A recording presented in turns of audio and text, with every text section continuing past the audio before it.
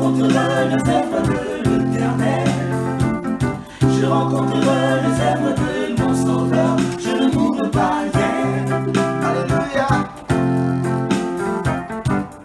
Non, je ne mourrai pas, je vivrai. Non, je ne mourrai pas, je vivrai. Je rencontrerai les œuvres de l'Éternel. Je rencontrerai les œuvres de mon Sauveur. Je ne mourrai pas, yeah. Gloire à Jésus. Amen.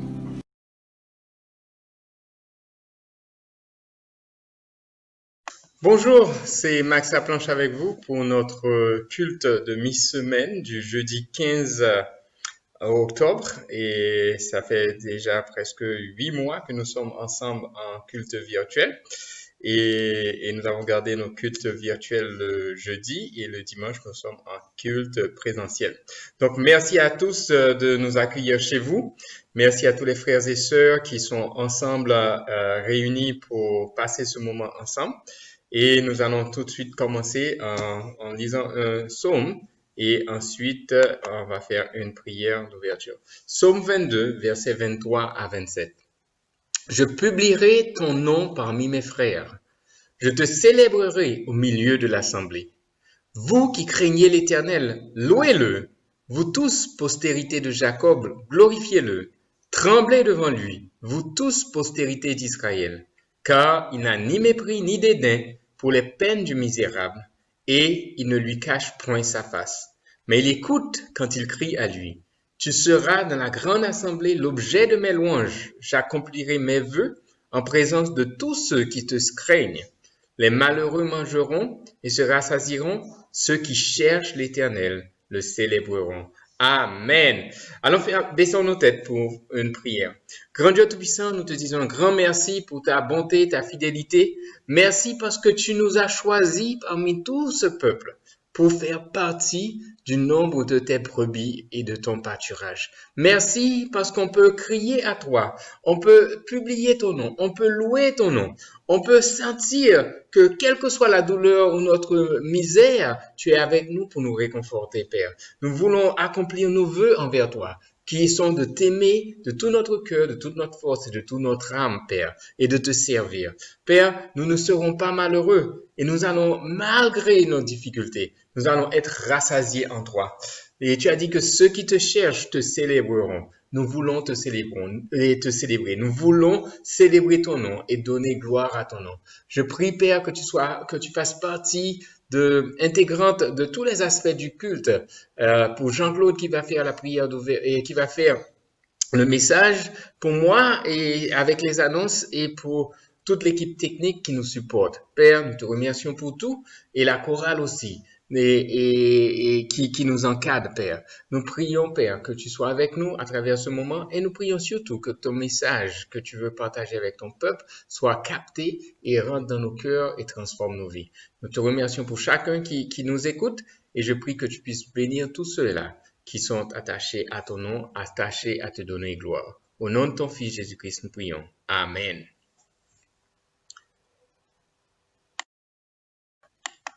Amen. Donc, nous allons continuer avec nos annonces.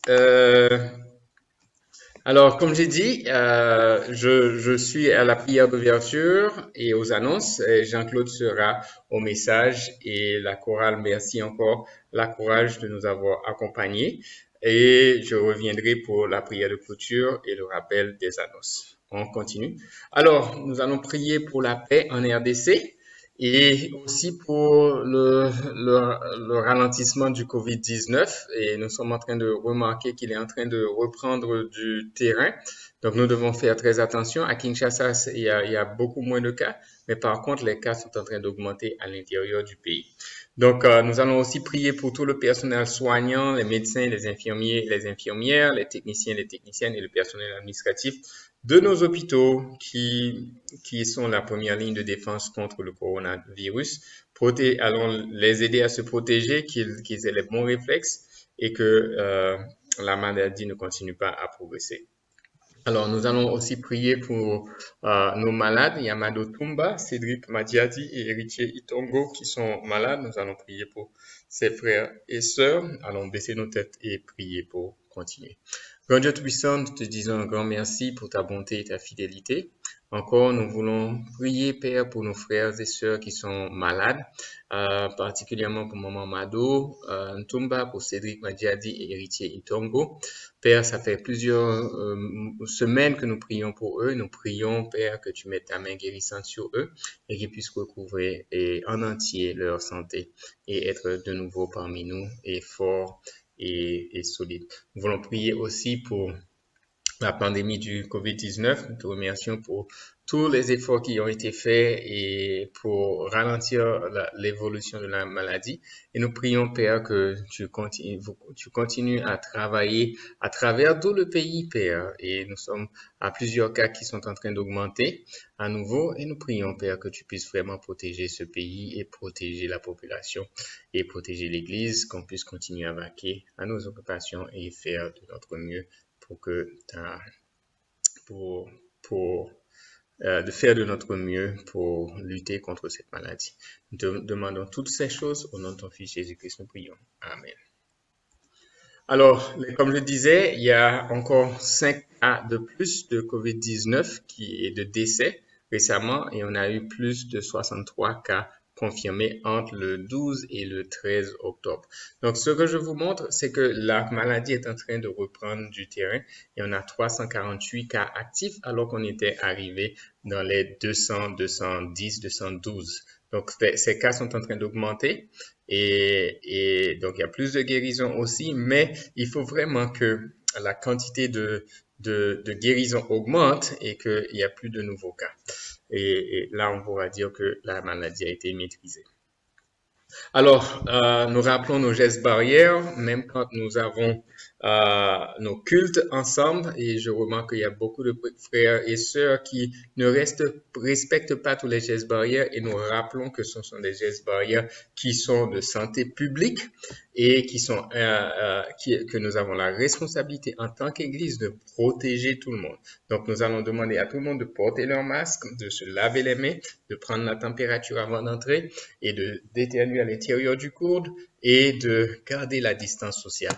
Donc, allons faire tous nos efforts pour nous protéger et nous pouvons nous faire tester si nous sommes malades ou nous sommes à risque et comme ça, nous pouvons savoir notre statut et savoir comment nous protéger et protéger les autres. Quand nous portons le masque, nous nous protégeons. Quand nous portons le masque, nous protégeons les autres. Donc, allons faire ça parce que nous sommes capables d'être des vecteurs de la maladie, même quand nous sommes en santé. Et pourtant, il y a d'autres personnes qui deviennent infectées à cause de nous. Donc, où est-ce qu'on peut faire les tests? À INRB, au Centre Diamant, au Centre médical de Kinshasa, la clinique Ngaliema, la clinique universitaire et la clinique quinoise. Alors, nous sommes à nos cultes, l'horaire de notre culte. Nous avons toujours 2 cultes les dimanches de 9h à 10h15 pour les célibataires à Anuarit et de 10h30 à 11h15 pour les mariés, encore c'est Anuarit. Et dans ce sens, les enfants de moins de 4 ans restent avec leurs parents et les enfants de plus de 4 ans vont en classe. Et nous apportons le support des célibataires à la classe des enfants, justement, et nous avons besoin de nouveaux moniteurs. Et maintenant, nos cultes virtuels se font en forme de partage biblique et de discussion biblique. Donc, rencontrons-nous tous ensemble pour ces cultes virtuels. Et je sais que les annonces sont déjà passées à l'intérieur de nos groupes. Donc, retrouvons-nous en petits groupes et comme ça, nous pouvons partager ce que nous apprenons et renforcer nos liens et renforcer la communion fraternelle. Amen. Donc, nous avons des choses à marquer dans le Forum des hommes. Le Forum des hommes, c'est un vrai homme et ce sera la date du 31 octobre. Il faut qu'on se prépare avec nos cotisations et les cotisations sont justement là. Pour les mariés, ce sera $15. Pour les célibataires, ce sera $10 et pour les étudiants, $5 et les adolescents, 1 000 francs. Donc, il n'y a aucune raison qui fait qu'on ne pourra pas être là. Faisons tous nos efforts pour être là et contribuer parce que ce sont nos contributions qui vont permettre qu'on puisse inviter nos amis, qui vont permettre que nos amis puissent à bénéficier d'un grand événement culturel et évangélistique. C'est d'abord évangélistique pour qu'ils puissent apprendre c'est quoi le vrai homme et comment devenir un vrai homme de Dieu. Il y a un vrai homme selon le monde et le vrai homme selon Dieu. Allons découvrir c'est quoi ce vrai homme. Donc, encourageons nos amis à venir. Nous aurons nos cartes bientôt disponibles pour nos invitations. Alors, pour la journée des femmes, pour la Lukunga, ce sera à Congo Loisirs et le Forum des hommes est aussi à Congo Loisirs. Et le thème pour les femmes de la Lukunga, c'est s'épanouir et briller avec Dieu. Donc, nous disons déjà bienvenue à tous et la cotisation, c'est $10 pour toutes les sœurs et $5 pour les adolescentes. Amen. Donc, préparons-nous, venons passer un bon moment ensemble. Alors, quelques autres informations qu'il faut marquer dans nos calendriers. Bon, on avait un groupe de dirigeants et de dirigeants qui était prévu pour le 17 octobre. C'est une réunion qui a été reportée. Et on aura le temps de vous indiquer quand. Et on aura plutôt une réunion d'encouragement des veuves et de ceux qui ont perdu des êtres chers récemment. Et ce sera au bureau de l'église et ce sera une rencontre Zoom internationale. Donc, il y aura de la traduction disponible pour tout un chacun. Il faudrait arriver à 9h30 et au bureau de l'église pour débuter vraiment en Zoom. Et quand on est en Zoom, c'est tout le monde entier qui se rencontre à 10h. Ensuite, le 24 octobre, nous avons une activité haute. Et le 31 octobre, nous avons une activité, le Forum des hommes, comme j'ai dit. Et les 14, 21 et 28, ce seront les journées des femmes par secteur. Donc, la Lukunga, c'est le 14, le 21, c'est le Moamba et le 28, c'est la Tchangu. Alors, voici notre calendrier pour le reste du mois d'octobre. Comme j'ai dit que les cultes virtuels seront par DB et par groupe de famille. Donc, réunissons-nous tous ensemble, trouvons les mégas et encourageons, ouvrons nos portes, ouvrons nos salons et 3 ou 4 frères ou sœurs peuvent se réunir tous ensemble avec nous et nous allons partager le message et passer un bon moment ensemble de communion fraternelle et d'encouragement.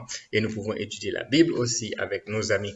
Donc, le 17, c'est la réunion des veuves. Le 24, c'est la journée de bienfaisance. Et le 31, c'est le forum des hommes. Pour le mois de novembre, nous avons encore tous nos jeudis, le culte virtuel par DB et par groupe de famille.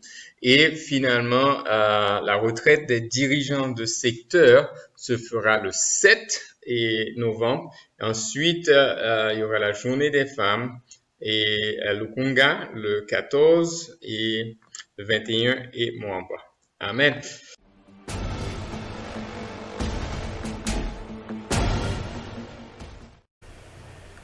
Amen. Bonsoir frères et sœurs, c'est Jean-Claude Aouka. Je suis là pour le message de cet après-midi. C'est un privilège que je reçois de la part du Seigneur pour que je sois la bouche par laquelle il passe pour communiquer à son Église sa volonté, sa pensée. Mais avant d'aller plus loin, baissons nos têtes, prions s'il vous plaît. Éternel Dieu Tout-Puissant, Créateur des cieux et de la terre, Seigneur, nous sommes là cet après-midi encore, c'est jeudi 15 octobre 2020, dans ta présence, Seigneur. Nous venons avec des cœurs vides, assoiffés, Seigneur, remplis nos cœurs, parle-nous, communique-nous ta volonté, Seigneur, surtout que nous sommes dans l'étude de ces livres des Actes des Apôtres que nous avons commencé depuis le début du mois d'août, Seigneur. Nous sommes en train de cheminer petit à petit, mais vers la fin déjà, Seigneur. Assistez-nous. Merci pour tous les frères et sœurs qui sont en ce moment, Seigneur Dieu, branchés et qui suivent ces cultes virtuels. Parle au travers de moi, parraine ces temps de bout en bout et que tout soit pour ta gloire. Au nom de ton Fils Jésus, notre Seigneur et Sauveur, que tu avons ainsi prié. Amen. Alors, frères et sœurs, comme je le disais, vous le savez, nous sommes dans la série de cette étude du livre des Actes des Apôtres. Alors, cet après-midi, nous sommes au chapitre 21. Mais un petit rappel déjà rapidement du chapitre 20. Vous le savez, nous avons été suffisamment enseignés en apprenant que Paul, lorsqu'il arrive à Athènes, il parle avec les gens de cette ville-là et ces Juifs-là qui avaient refusé d'écouter la parole du Seigneur. Paul a pris tout simplement l'option de pouvoir leur dire qu'il était pu de leur sang et que la responsabilité leur incombait. Oui, la responsabilité nous incombe, frères et sœurs. Vous le savez, lorsque nous ne faisons pas attention à la parole du Seigneur, nous n'écoutons pas ce que Dieu nous dit, nous devons faire attention parce qu'un jour, Dieu nous redemandera notre sang, soit le sang de ceux-là à qui on a refusé de proclamer l'évangile, ou alors le sang de ceux-là qui sont avec nous, frères et sœurs, mais qui refusons de se relever de leur faiblesse. Et après, nous avons vu que Paul a enseigné, il leur a rappelé qu'il était très utile, ce que le pasteur nous a enseigné dimanche passé, c'est que Paul a rappelé aux anciens, quand il arrive à Éphèse, il a rappelé aux anciens qu'il leur a enseigné tout ce qui était utile. Tout ce qui était utile, frères et sœurs, c'était les quatre piliers de la foi chrétienne. Nous avons vu ça. Nous avons vu la persévérance dans l'enseignement des apôtres. Nous avons vu la persévérance dans la communion fraternelle. Nous avons vu la persévérance dans la fraction du pain, le repas du Seigneur. Et nous avons vu finalement la persévérance dans la prière. Et cet après-midi, comme je le disais, frères et sœurs, je voudrais partager avec vous en thème tout petit, ça dépend de comment on va le considérer. Le thème de mon exhortation est intitulé « Es-tu prêt pour le Seigneur ?» Nous allons lire les livres des Actes du chapitre 21, du verset 1er au verset 16 rapidement. Après nous être arrachés à eux, nous avons fait voile droit sur Kos, puis le lendemain sur Rhodes, et de là sur Patara. Ayant trouvé un bateau qui faisait la traversée vers la Phénicie, nous avons embarqué et nous avons gagné le large. Arrivés en vue de Chypre, nous l'avons laissé à gauche et nous avons navigué vers la Syrie pour débarquer à Tyr, où les bateaux devaient décharger sa cargaison. Ayant trouvé les disciples, nous avons demeuré là 7 jours. Poussé par l'Esprit, il disait à Paul de ne pas monter à Jérusalem. Mais quand le temps de notre escale est arrivé à son terme, nous sommes partis, accompagnés de tous, avec femmes et enfants. Nous sommes sortis de la ville et nous nous sommes mis à genoux sur le rivage pour prier. Puis, après avoir pris congé, nous sommes montés sur le bateau. Eux, ils sont retournés chez eux. Quant à nous, achevant notre navigation, nous sommes allés à Tyr et à Pathlomaïs, où nous avons salué les frères, demeurant un jour chez eux. Partis le lendemain, nous sommes arrivés à Césarée. Nous sommes allés dans la maison de Philippe, l'annonciateur de la bonne nouvelle, qui était l'un de Seth, et nous avons demeuré chez lui. Il avait 4 filles vierges qui parlaient en prophétesse. Comme nous demeurions là depuis plusieurs jours, un prophète nommé Agabus est descendu de Judée, venant vers nous. Il a pris la ceinture de Paul et s'est lié les pieds et les mains. Puis il a dit: voici ce que dit l'Esprit Saint. L'homme à qui cette ceinture appartient, les Juifs les lieront ainsi à Jérusalem pour les livrer aux non-Juifs. Après avoir entendu cela, nous et ceux de l'endroit, nous l'avons supplié de ne pas monter à Jérusalem. Alors Paul a répondu: qu'avez-vous à pleurer et à me briser le cœur? Moi je suis prêt, non seulement à être lié, mais encore à mourir à Jérusalem pour le nom du Seigneur. Comme il ne se laissait pas persuader, nous n'avons plus insisté et nous avons dit que la volonté du Seigneur se fasse. Frères et sœurs, c'est une lecture incroyable. Ce long passage que nous venons de lire, du chapitre 21, j'ai beaucoup été marqué par le comportement de Paul. Vous le savez, nous sommes toujours au cours de son 3e voyage missionnaire, et Paul, tout au long de ce voyage, j'ai constaté quelque chose de très extraordinaire. Parmi les 4 piliers, c'est que l'amour fraternel, la communion fraternelle, c'est cette façon d'être ensemble. À chaque fois, il descendait, il cherchait les disciples, il les prenait, il priait. Le Saint-Esprit s'est manifesté tellement à travers la communion fraternelle. À chaque ville qu'il arrivait, les frères les rejoignaient et ils priaient. Ils étaient en train de partager des moments extraordinaires. Que ce soit à Tyr ou à Milet, nous voyons comment est-ce que les frères se sont approchés, et même les enfants associés, ils se sont mis à genoux et prié le Seigneur. Et à Césarée, Paul descend chez Philippe. Vous connaissez déjà au chapitre 7, Philippe parmi le diacre qui a été choisi, et lui était l'un de ceux-là qui a quitté à cause de la persécution, et il est allé s'installer à Césarée, et là il a fortifié l'église, et après avoir s'y installé, voilà qu'il a reçu Paul et la délégation. Alors, ce qui m'a beaucoup plus marqué, frères et sœurs, c'est lorsque nous arrivons au verset que nous venons de lire, le verset 12 et le verset 13, et même le verset 14. La Bible dit, après avoir entendu cela, nous et ceux de l'endroit, nous l'avons supplié de ne pas monter à Jérusalem. Alors Paul répondit, qu'avez-vous à pleurer, à mépriser le cœur? Moi, je suis prêt. Soulignez, moi, je suis prêt. Prêt non seulement à être lié, mais encore à mourir à Jérusalem pour le nom de Jésus-Christ. Frères et sœurs, j'étais beaucoup plus marqué. Pourquoi? Parce que, frères et sœurs, Paul arrive à rappeler aux anciens déjà à Éphèse qu'il était prêt et qu'il avait déjà enseigné, parlé à toutes les églises par où il est passé, les choses utiles, les choses qui constituent la foi chrétienne, que l'évangéliste Moses a eu le privilège de nous rappeler déjà les dimanches passés. Et ici, Paul insiste. Vous connaissez le contexte dans lequel il arrive, quand ils arrivent. Voilà que le fils de Philippe, qui était des prophétesses, qui parlait déjà.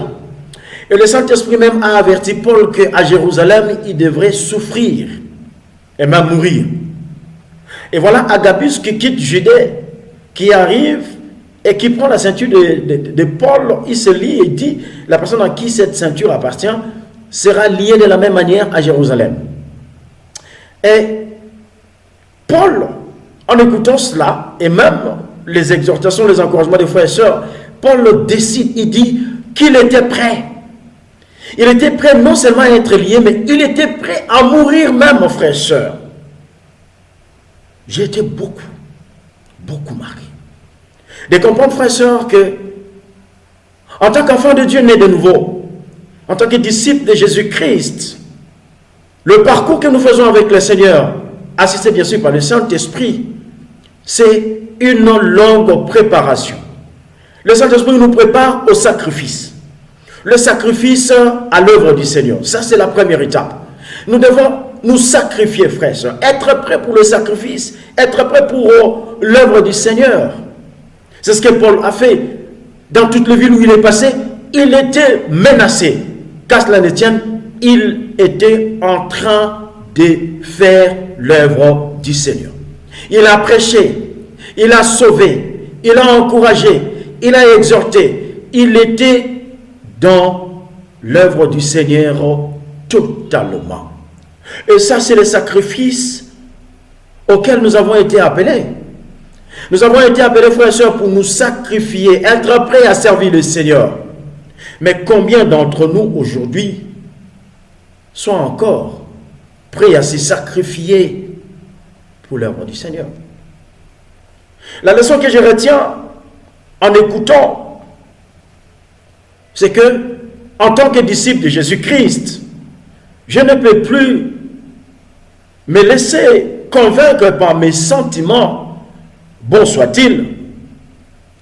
Je dois plutôt être convaincu et écouter le Saint-Esprit, parce que le Saint-Esprit est là pour m'aider dans l'œuvre du Seigneur. Le Saint-Esprit est là pour m'aider à me rassurer, me convaincre que je dois être prêt au sacrifice. Oui, le sacrifice dans l'œuvre du Seigneur. Ça demande. Oui, frères et sœurs. Allez évangéliser, prêcher la bonne nouvelle, allez encourager les frères, fortifier ceux qui sont faibles. Ça, c'est très important. Mais combien aujourd'hui, frères et sœurs, malheureusement, sont encore dirigés par leurs propres sentiments. Voilà pourquoi nous devons être attentifs et avoir le discernement pour comprendre ce que le Saint-Esprit nous dit. Quand on oublie les principes élémentaires de la vie chrétienne, frères et sœurs, quand on oublie que le Saint-Esprit est là pour nous aider à être dans l'œuvre du Seigneur, à nous sacrifier dans la prière, à nous sacrifier dans l'enseignement de la parole, méditer la parole du Seigneur, l'étudier, frères et sœurs, l'examiner, la mémoriser, la prêcher à d'autres personnes. Lorsque nous oublions que nous devons rester dans la communion fraternelle, oui, participer à toutes les réunions de l'Église. Lorsque nous oublions de demeurer dans la fraction du pain, et nous avons été enseignés dessus le dimanche passé, prendre le repas du Seigneur. Quand nous refusons de prendre le repas du Seigneur, quand nous refusons de participer à la table du Seigneur, malgré qu'on soit zélé physiquement à être présent aux différents cultes, et quand nous oublions, frères et sœurs, de demeurer dans la prière, alors nous ne serions pas prêts alors à ce moment au sacrifice. Et ici nous voyons les sacrifices à dévoiler. Paul le dit, dans la première partie, il dit, je suis prêt à être lié, et non seulement à être lié, mais je suis aussi prêt au sacrifice suprême. Waouh! C'est déjà, frères et sœurs, nous ne parvenons pas à nous sacrifier pour ces piliers de la foi. Nous ne sommes pas prêts à nous sacrifier dans la prière, dans la méditation, communion fraternelle, fraction du pain, ainsi de suite. Laisserions-nous, frères et sœurs, prêts pour le sacrifice suprême? L'auteur aux Hébreux, je me rappelle, a écrit aux Hébreux qui étaient devenus paresseux à écouter. Mais pourquoi l'était-il? C'est parce qu'ils avaient encore besoin des enseignements rudimentaires de la vie chrétienne. Frère, c'est ce passage, lorsque je l'ai revu encore, ça m'a beaucoup effrayé. Nous pouvons le lire rapidement, s'il vous plaît. Alors, nous sommes dans Hébreux chapitre 5, le verset 11. Le verset 11, la Bible dit ceci. À ce sujet, nous avons beaucoup à dire, des choses difficiles à expliquer, d'autant que vous êtes devenus lents à comprendre, alors que vous devriez depuis longtemps être de maître. Vous avez de nouveau besoin qu'on vous enseigne le premier élément de la parole de Dieu. Vous en êtes venus avoir besoin, non pas de la nourriture solide, mais du lait. Or, quiconque en est au lait n'a pas l'expérience de la parole de justice. C'est un tout petit, mais la nourriture solide est pour les adultes, pour ceux qui, par l'usage, ont le sens exercé au discernement du bien et du mal. Frères et sœurs, voici ce que la Bible dit. Le Saint-Esprit, lorsque nous l'avons reçu lors de notre baptême, le Saint-Esprit était en train de nous préparer, du moins pour ceux qui sont restés dans ce que nous venons de lire. Ceux qui sont restés dans l'expérience de la parole du Seigneur.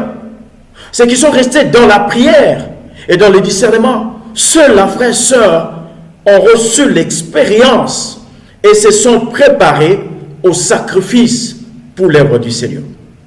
Combien aujourd'hui sont encore ou ont encore besoin qu'on leur enseigne les éléments rudimentaires de la parole de Dieu, de la vie chrétienne? Oui, frères et sœurs, lorsque nous remarquons l'Église aujourd'hui, frères et sœurs, pouvons-nous dire que nous sommes prêts? Pouvons-nous dire qu'on est prêt au sacrifice? Sacrifice pour l'œuvre du Seigneur, mais aussi sacrifice suprême de donner sa vie. Pour la donner sa vie, il était prêt à donner sa vie. Pourquoi? Parce qu'il s'est rassuré qu'il était suffisamment préparé. Combien ont encore besoin de lait? Combien ont encore besoin des éléments, les abéaba de la vie chrétienne, frères et sœurs? Lorsque nous regardons, on s'absente facilement au culte de mi-semaine, au culte de dimanche. On ne se fait pas former. On ne visite pas les autres. On ne médite pas. On n'évangélise pas. On n'étudie pas la Bible. On ne donne pas sa collecte. Ça, ce sont les éléments, les choses qu'on a apprises, frères et sœurs, dès qu'on est devenu disciple. Et bien même avant, pendant qu'on étudie la Bible, on a appris toutes ces choses. Ce sont les éléments, les choses élémentaires à la vie des disciples. Mais combien ont besoin qu'on revienne encore à ces éléments, à ces choses? Frères et sœurs, nous devrons être prêts. Être prêts, non seulement pour l'œuvre du Seigneur, mais être prêts aussi pour les sacrifices suprêmes. Il arrivera un moment où on nous exigera, on va exiger à ce qu'on donne notre vie pour la cause du Christ. Et ici, je me rappelle de ces pasteurs qui prêchaient un dimanche et les militaires sont entrés dans la salle et ils ont posé la question, ils ont demandé que ceux qui sont pour Jésus passent à droite. Et ce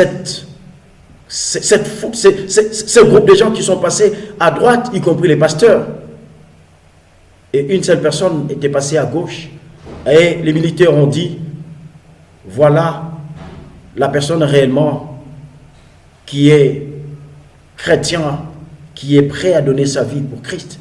Voilà, frères et sœurs, un simple défi, une simple menace. Aujourd'hui, les chrétiens, beaucoup d'entre nous ne sommes plus prêts au sacrifice suprême. Dis-moi, en commençant par les sacrifices pour l'œuvre du Seigneur. Donc, frères et sœurs, nous serons réellement prêts si nous décidons de retourner et vivre le 4 piliers. Le 4 piliers, frères et sœurs, de la foi chrétienne. Si nous les vivons comme nous l'avons vu le dimanche, et si nous décidons que le Saint-Esprit nous convainc, nous aide dans notre foi en exerçant ces 4 piliers, frères et sœurs, alors nous pouvons dire que nous sommes prêts. Prêts pour l'œuvre du Seigneur, mais aussi prêts pour le sacrifice suprême. Voilà, frères et sœurs, la petite exhortation que je voulais partager avec vous et que notre Dieu soit glorifié. Merci.